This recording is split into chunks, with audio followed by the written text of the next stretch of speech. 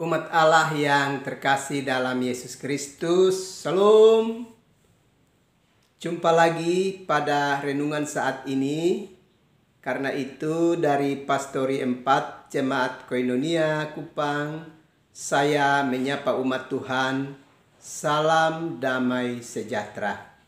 Saya mengajak kita, baiklah kita menyatakan syukur kita kepada Tuhan dan mendengarkan kebenaran firman-Nya. Mari kita berdoa. Tuhan Yesus, terima kasih untuk kehidupan yang masih Tuhan percayakan kepada kami. Dan kami mau mengisi hari-hari hidup ini dengan lebih banyak belajar dari kebenaran firman-Mu. Datanglah dan memberkati kami sekalian melalui firman-Mu. Dalam Yesus Kristus kami berdoa. Amin. Umat Tuhan yang terkasih dalam Yesus Kristus, kita akan dengar kebenaran firman Allah di dalam Injil Matius pasalnya yang ke-20, ayatnya yang pertama sampai dengan ayatnya yang ke-16. Dan saya akan membacakan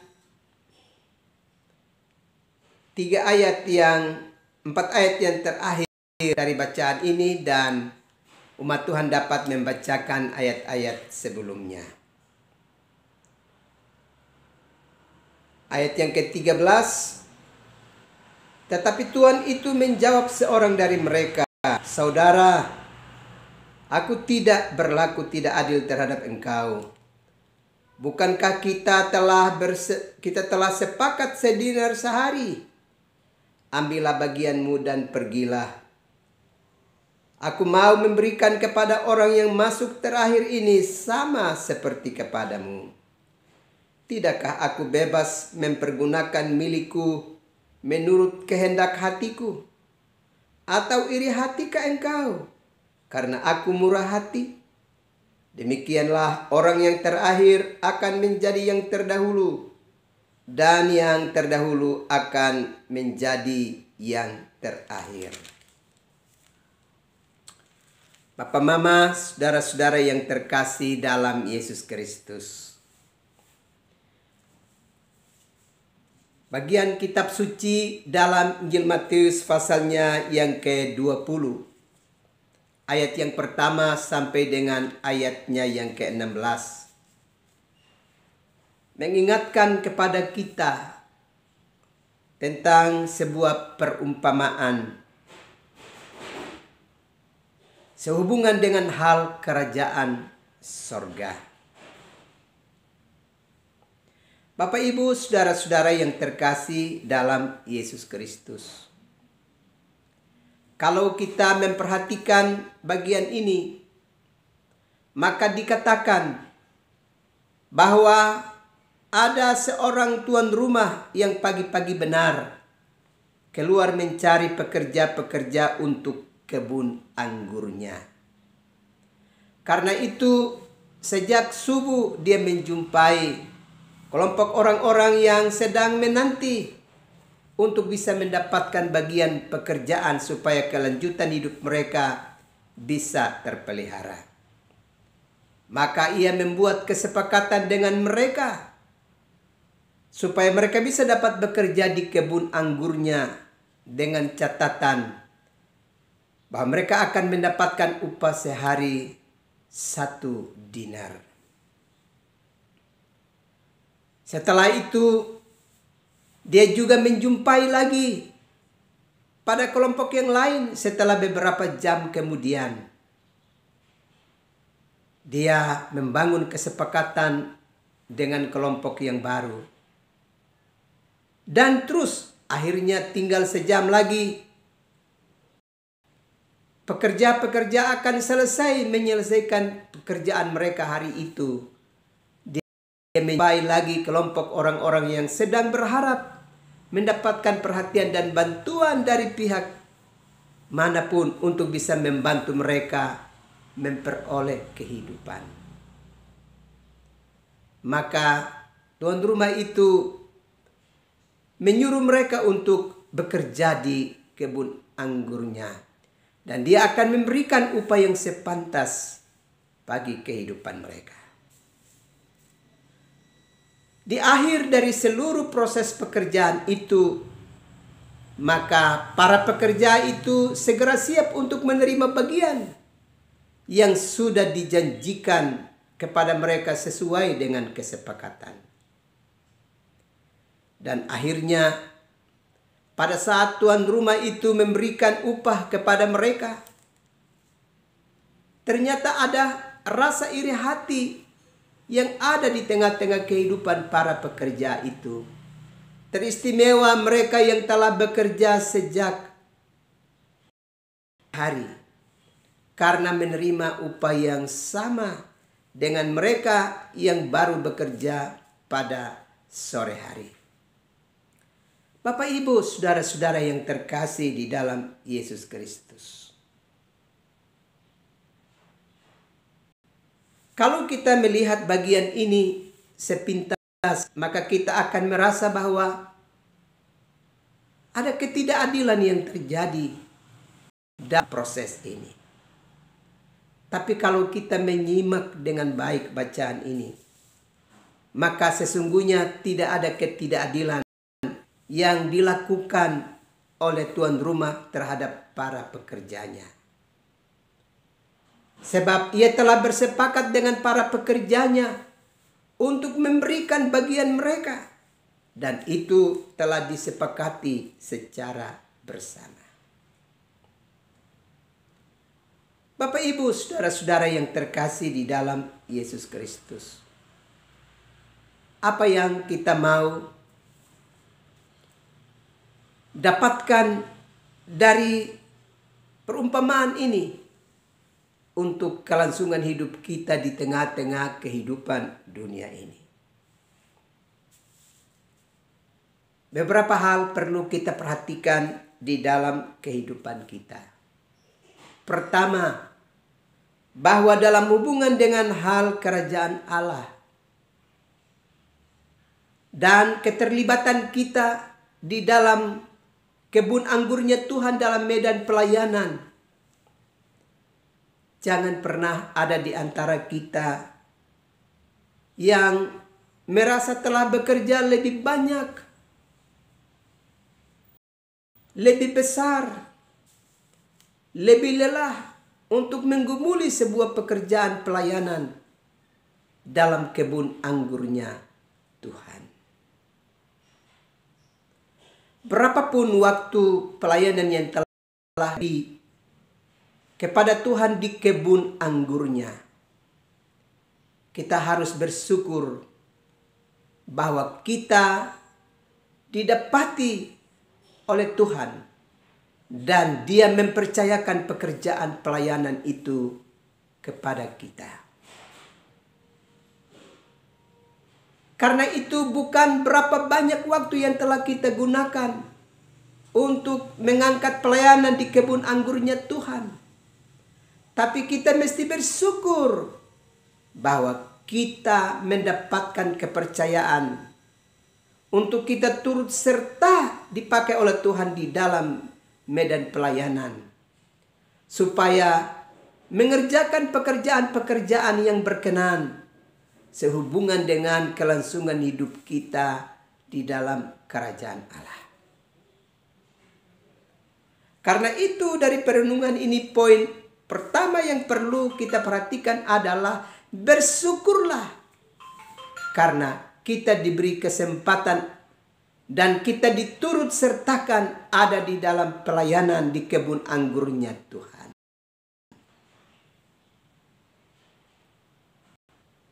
Karena itu lakukanlah itu dengan baik, dengan setia. Lakukan dengan setia. Allah sudah berkomitmen kepada kita bahwa bagian kita dapat Dia berikan kepada kita. Itu hal pertama yang kita belajar dari bagian ini. Hal yang kedua yang kita dapat belajar dari perumpamaan ini adalah bahwa Allah itu pegang teguh janji dan komitmennya kepada kehidupan kita umat manusia. Dia telah berjanji bahwa dia akan menolong dan menyelamatkan kehidupan kita. Kita ingat di dalam kitab Yesaya 49 ayatnya yang ke-16.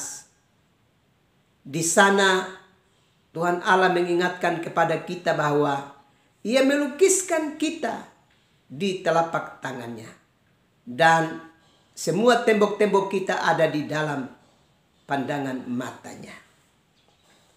Dan kita ingat bahwa Allah sebenarnya mau mengingatkan kepada kita bahwa Dia begitu mengasihi kita. Dia menaruh perhatiannya yang besar bagi kehidupan kita. Sampai-sampai Dia rela tangannya dipakukan di atas kayu salib.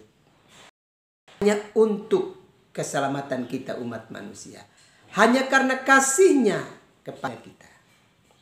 Karena itu apapun yang tengah kita kerjakan hari ini di ladang pelayanannya, di kebun anggurnya Tuhan, itu haruslah kita pahami sebagai ucapan syukur kita kepada Tuhan.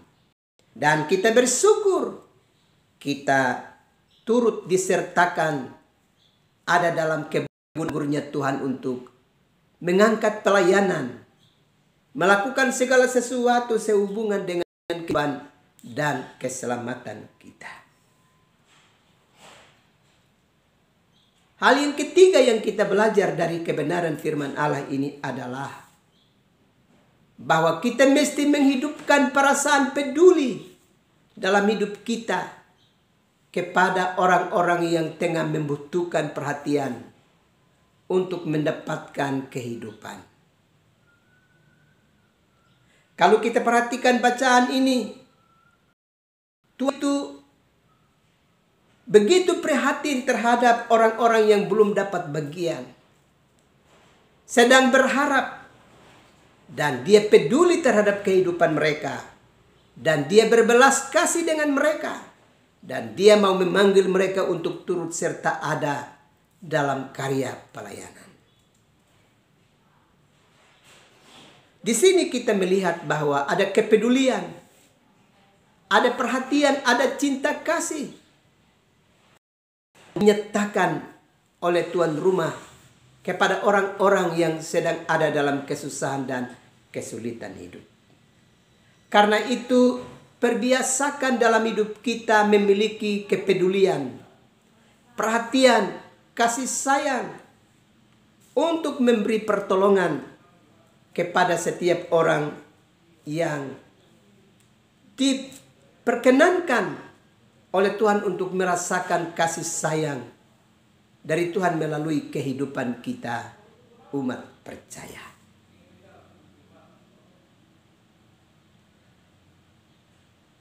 Karena kepedulian Allah kepada kehidupan kita, yang sedang menanti dan berharap bahwa kiranya ada yang bisa menolong dan memberkati kita untuk mengalami kehidupan.